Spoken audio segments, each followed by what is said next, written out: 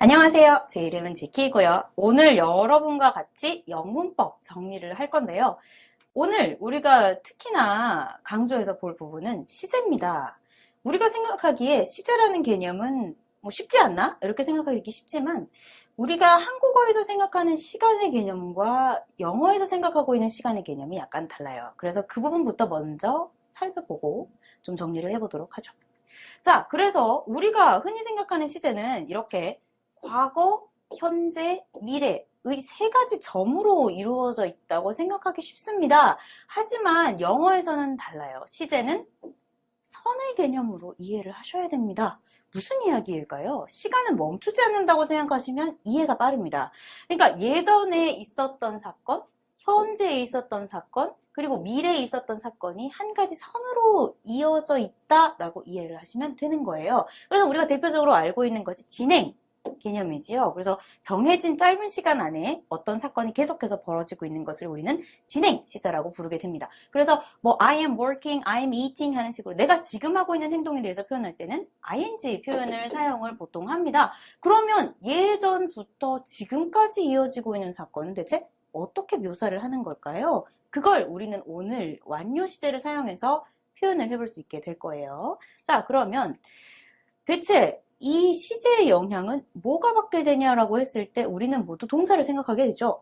선생님, 미래는 will be를 썼던 것 같아요.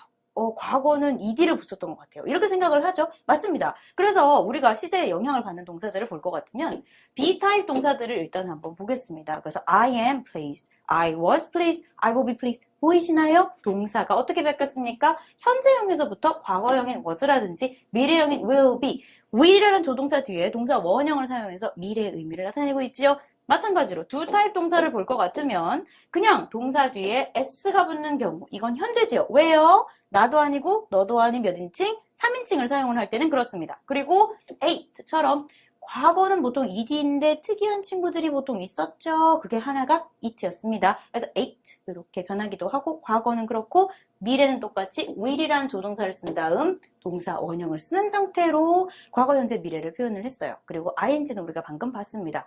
그럼 완료는 대체 어떻게 쓰는 것일까요? 한번 볼까요? 그래서 연속성의 표현을 할 때 우리가 완료 시제를 쓰게 되는데 예를 들어서 그녀가 예전에 프랑스에 간 적이 있습니다. She went to France. 프랑스에 간 거예요. 그리고 she's still there. 거기 아직도 있습니다. past에 예전에 갔었고 present, 현재에 아직도 있는 것입니다. 그러면 예전부터 지금까지 이 사건은 연속성이 존재를 하지요. 그래서 이런 연속성을 표현하기 위해서 우리가 쓸 수 있는 것이 완료 표현이 되겠습니다. 그래서 she has gone to France 이렇게 표현을 하는 거죠. 걔는 거기 갔고 다시 돌아오지 않았어요. 행동의 연속성입니다. 잘 들어두세요. 행동의 연속성입니다. 그런데 자, I was in France. 저는 프랑스에 있었어요. 예전에 그렇습니다. 그런데 이 사건이 있은 이후에 I am in Korea now. 난 지금 한국에 있어요. 그럼 제가 행동적으로는 어떻습니까? 연속성이 없죠. 하지만 경험은 어떤 거예요?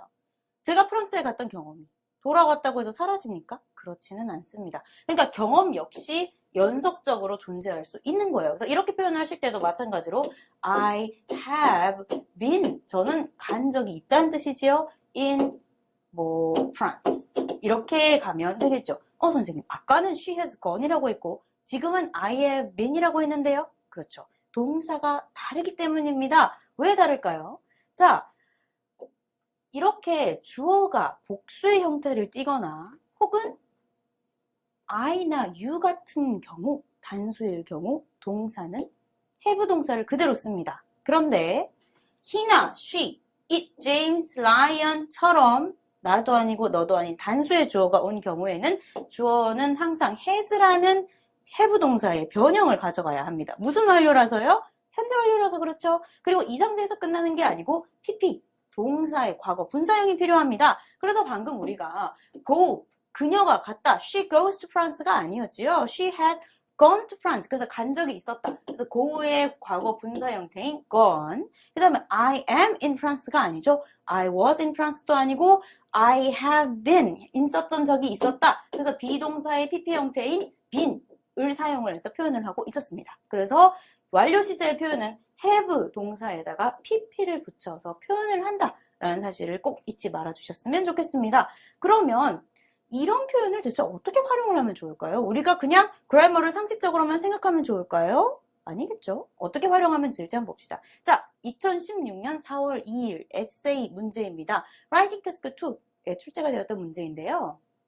Multicultural Society, 다문화 사회입니다. 다문화 사회는 사회인데 people of different ethnic groups, 다른 문화의 그룹의 사람들이 live together, 같이 살고 있는 그룹이지요. 그게 can bring more benefits, 더 많은 장점을 줍니다.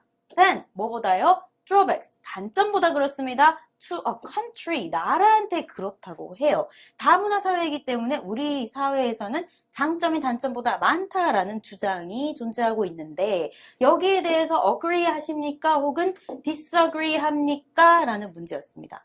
그러면 여러분, 라이팅 에세이를 쓰실 때, 라이팅 태스크 2 에세이를 쓰실 때 우리가 어떻게 에세이를 시작하면 좋나요? 바로 I agree 해요. I disagree 해요. 이렇게 가면은 맥락이 없죠. 그래서 우리는 에세이를 가장 먼저 시작할 때 서론에서 자, 문제에서는 이런 상황을 제시하고 있고 나는 본문에서 이런 이야기를 제시할 것이다 라는 맥락을 줘야만 하죠. 그래서 서론에서 가장 제일 먼저 나오는 센텐스를 general statement라고 하죠.